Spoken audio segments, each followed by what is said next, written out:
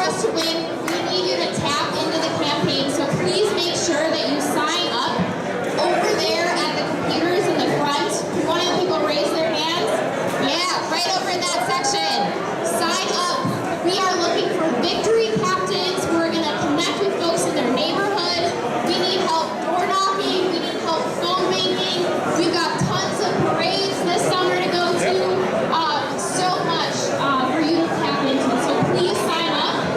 And thank you so much in advance for all of your help. We're going to win this thing in August. Okay?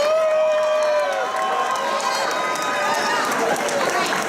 I'm going to hand it off to our next Lieutenant Governor.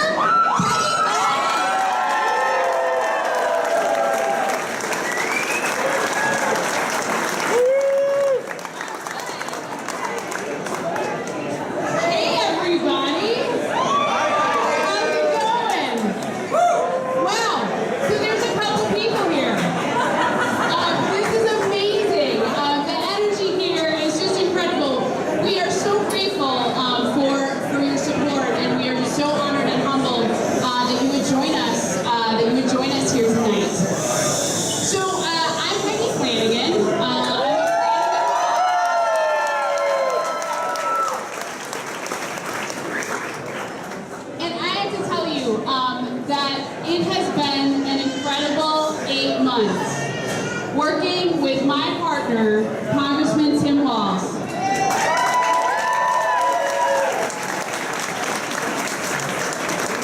Traveling all across the state and having conversations with people about what is most important to them. And here's the deal. I have the great pleasure of representing the community that raised me, St. Louis Park, in the legislature.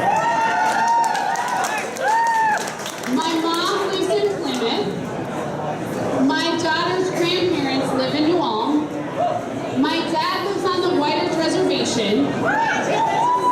And my Auntie Mary, the auntie of the entire campaign, right here, you all know her, I love her, lives in St. Paul. So all of us have stories like that. Our Minnesota stories are ones of connection. That we have relationships and connections with folks all across this great state.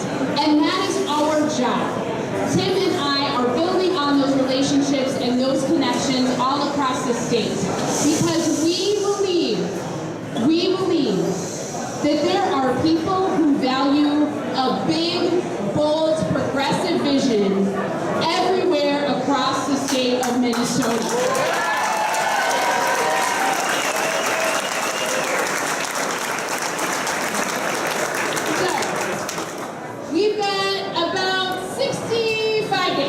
But who's counting, okay?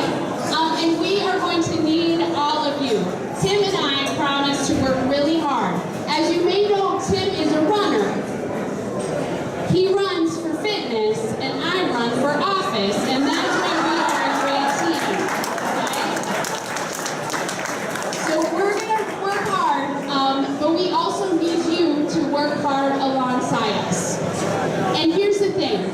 We talked about this throughout this entire process. We went to go file on Monday to run for office. And my mom came with us. My mom came with us because my mom, like so many other Minnesotans, was not allowed to participate on caucus night because my mom has a disability. And she couldn't get to the caucus site. And so now she gets to cast a ballot. She gets to cast an absentee ballot for Tim and for her daughter.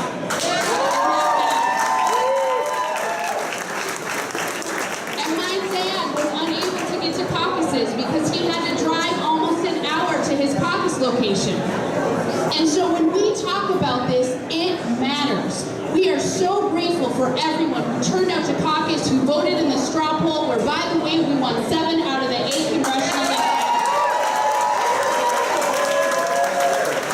And we know now, through the convention, our folks stuck with us, and we are so grateful for every one of you. But we know now that we get to take it to voters all across this state.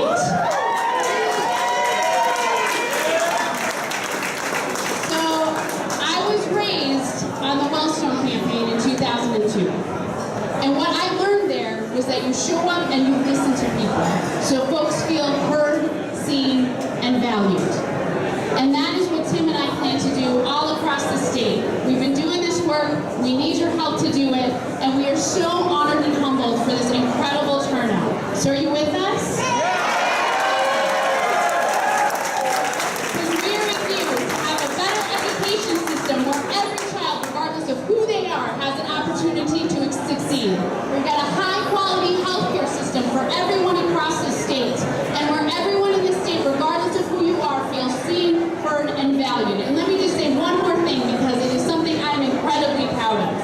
When we talk about this ticket looking like the state of Minnesota, we also talk about this ticket ensuring that everyone is represented. We have met with 9 of the 11 Native nations in this state.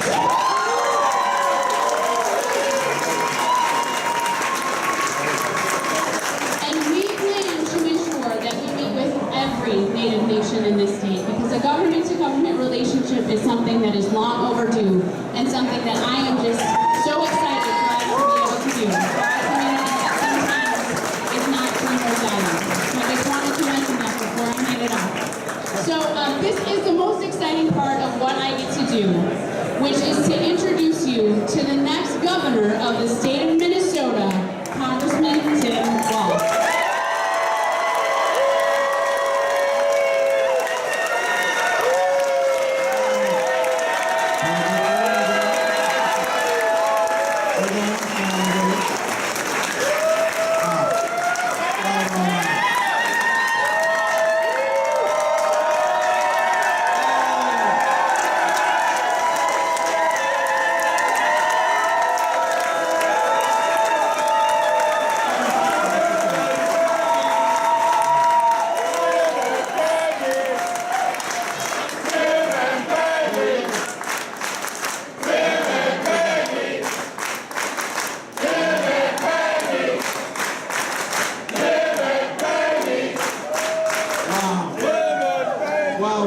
Well, thank you all, and Peggy's right.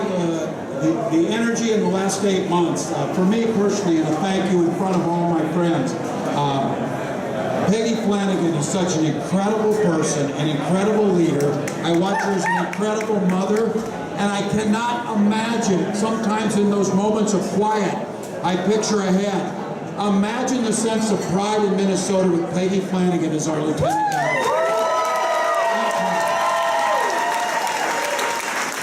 To all of you here, thank you. We're in a new phase here, but I do think it's important. I could not be prouder, and all of you here who are delegates and volunteers, everybody helped on this. We went down to Rochester with a vision that is holding as firm now as it was when we went in there. That this is one Minnesota where everybody has a voice and everybody has a chance to succeed.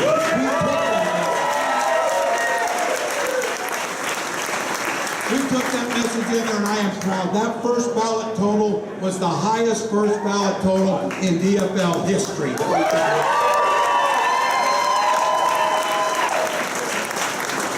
And now, like a good football coach, that game is over and we don't talk about it again. So, we always knew we'd be standing right here. We always knew we'd be standing right here because this message is too important to just be in one small area. We knew that the message of a primary election allows us to take a vision of this state to a broader electorate, to a broader group of Minnesotans. A place where people, as Peggy said, they're busy with their lives. They don't care what went on the floor. They don't care what a delegate is. They don't care about a filing deadline or who jumped in and what the chatter was. They care about their children. They care about education.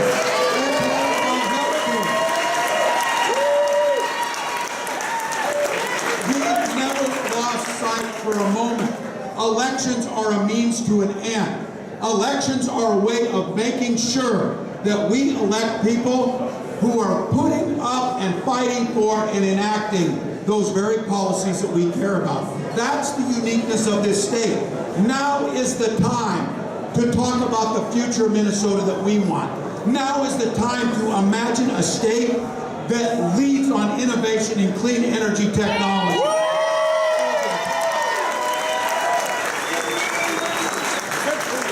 time, and I say this, people said when you get involved with this, whatever, take your message of who you were. I come to this fight with the same passion I came to the fight back in 2006. I am a school teacher. That's how I see the world. I read without limits. And I tell you that because a school teacher always sees the potential, always sees the uniqueness of the individual, and always sees tomorrow. And so when I got into this, no one told me that there'd only been one other Democrat in southern Minnesota. Nobody told me it would take $2 million. Nobody told me you weren't supposed to win, because none of those things mattered. What mattered was regular folks didn't have a voice. Regular people like my guard unit were being sent to wars they didn't understand, and somebody needed to say, why the hell are we doing this, and make a difference. That's why we got to do it.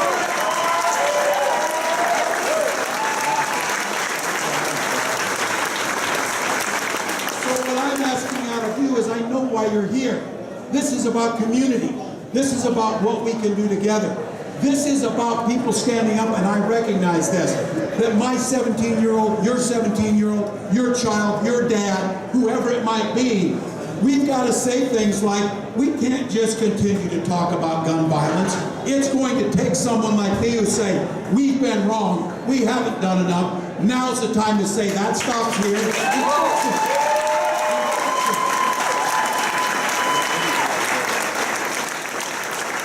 So the potential of a campaign has to be broader. We will be smart. We will be dedicated. We will ask you to door knock till your knuckles are bloody, or call till my phone eats up. I hope you can't get cancer from all the calls I'm making. Those are things we're going to ask you to do for the means to the end, for that better Minnesota.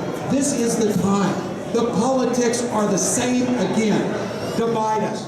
Divide us racially, divide us geographically, divide us economically. When we stand firm together, we can create the state we want. And I need to make sure that I'm very clear on what we're trying to do.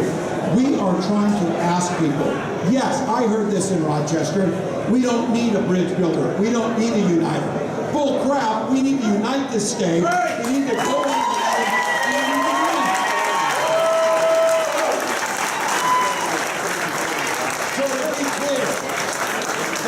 Those 19 labor groups, from the teachers, the painters, the laborers, the teachers,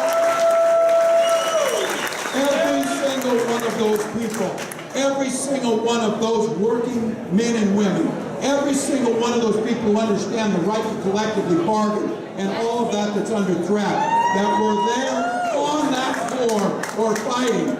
When I called them up Saturday night, to a person, all of those labor leaders, all 19, said, oh no, our mantra is this, loyalty above anything else and winning in November. That's why we're at this point.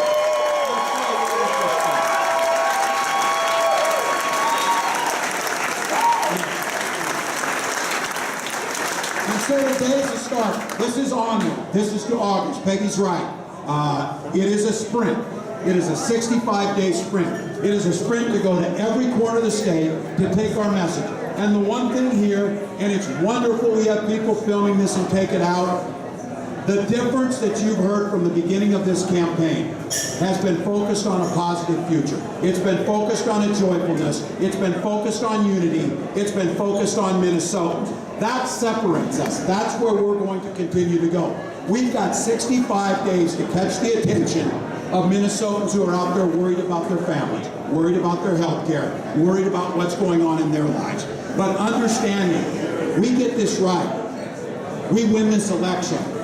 We don't have political capital to save. We turn this state into what we know it can be. We lead in health care, we lead in education, we lead in job creation, and we lead in a clean energy future. That's why you're here.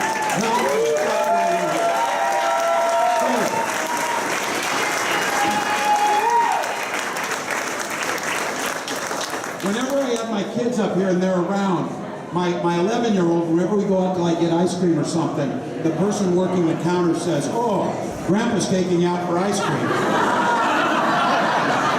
And my son goes, just roll with it, Dad. It's fine, it's fine. Roll with it. I said the one thing of those of you who know me, there will be no shortage of energy in this campaign. There will be no shortage of work. There will be no shortage of joyfulness. There will be no shortage of understanding that I do nothing, and this team does nothing alone. Whether it was state championship football teams, whether it was leading guard units through their deployment, whether it was winning congressional races and implementing policies that improve lives, those were always done with my neighbors. They were always done with the people in this room and rooms just like this. And it was always directed by those closest to me. And they tend to be young, a lot younger than me. They tend to be incredibly gifted. They tend to be incredibly passionate. And I did not get a chance down in Rochester to say it, but there are people here who have been with us from the beginning. And I see them all around this room. And this incredible staff. If you would join me in thanking my staff.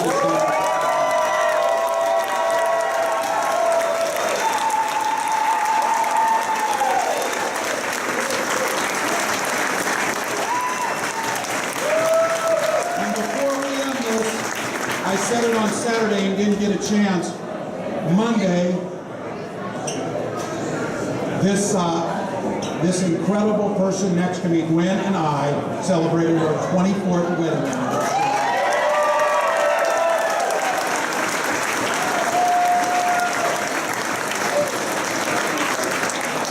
We're ready to go with this.